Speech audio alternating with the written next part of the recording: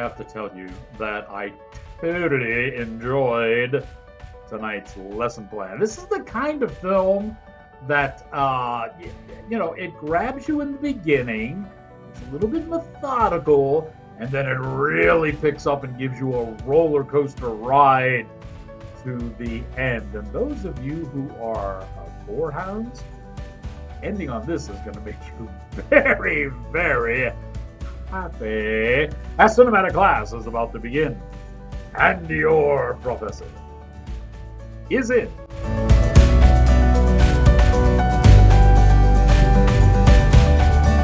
Greetings, salutations, and other sundry affair. I am your cinematic professor and purveyor of truth in movies. I got to tell you, I really like this one. It's called The Retaliators, and its ultimate message, I think, is one that is worthwhile. We have Bishop. Bishop is Michael Lombardi, and he literally is a pastor for a local parish. He has a nice family, and he's preaching, peace, love, joy, all that good kind of stuff. In fact, the opening scene, we get to see him have an encounter with, a typical dork that you run into occasionally while the family is hunting for trees. And he is able to present the time-tested Christian value of turning the other cheek, which he does. Okay, it's a little bit embarrassing when you do that sometimes. So as a result, he lets his daughter go to her very first party, and as she is out, she happens to come across Joe. Joe Gatt plays Ram, and Ram is probably one of the better bad guys I've seen in a long time. You just look at this guy, and he looks like he's bad news, okay?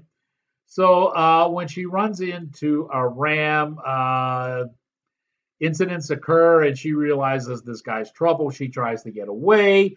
He pursues her, and in the pursuit, ends up killing her. This puts Bishop in a very bad situation because he's trying to preach love and peace toward your fellow man, but he really wants revenge against the guys that killed his daughter. And that's when he runs up against Jed, who is the cop. Okay. And he is played by Mark Mencia. And Mark does a pretty good job in playing this cop. This cop was placed in a similar situation back early in his career. And he has come up with what he thinks is an ideal situation. Okay? Now, that situation is probably what caused this movie to be listed as a horror film. It's one of those movies, again, where I don't think it fits into that category. It's really a thriller. But I will tell you this, for those of you who are gore hounds and love your movies as gore fests, the final 30 minutes of this movie, you're going to be very, very happy with it. Hey, let me tell you, rounding out the cast for this movie is Jacoby, Lady, Katie Kelly, and Ivan Moody. Behind the scenes, we have our director. Actually, there's two of them on this.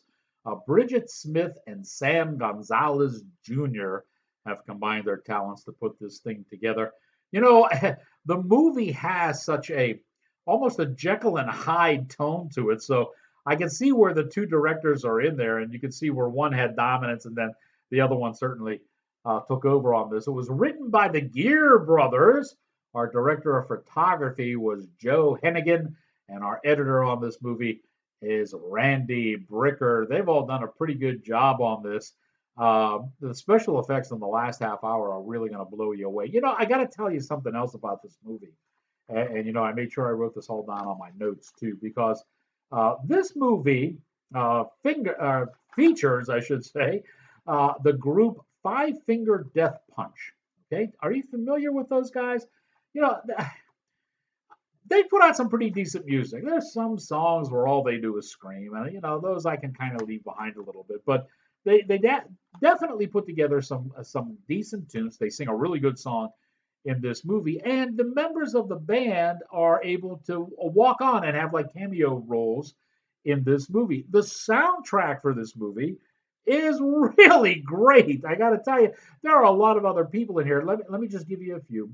Papa Roach is in this, Bleecker, Escape the Fate, From Ashes to New, And for those of you that are a little bit older, Motley Crue. Yeah, they're all in this, and the bands are able to kind of like do a little cameo or a little walk by so that they not only provide a song for the soundtrack, but they actually get to pop in and do a little cameo during the movie as well.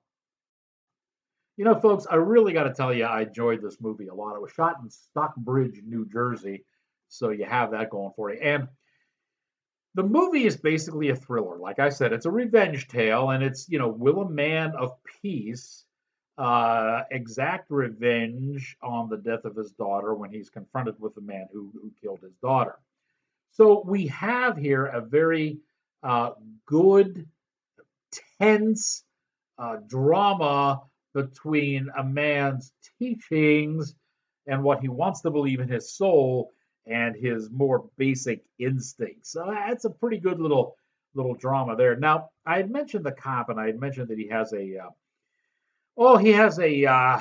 method for dealing with really bad criminals. And what he's learned to do is he captures those criminals, okay?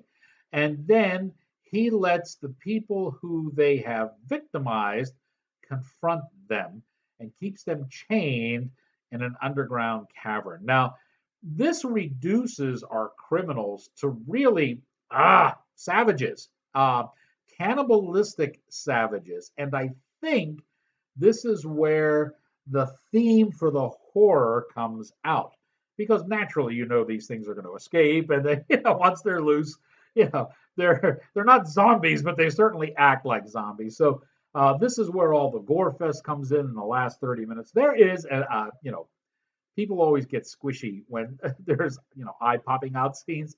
There's one in this I think you're really going to like because it's really pretty gross. It ranks up there with one of the better ones.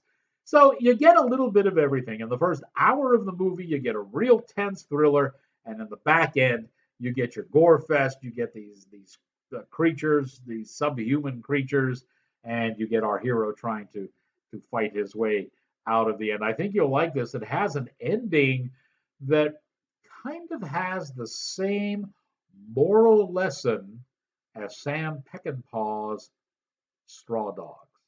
Okay? Got to watch it to see what we're talking about. Like this one a lot, I'm going to give it a solid B plus. And now that you have learned what you have learned, here endeth your lesson.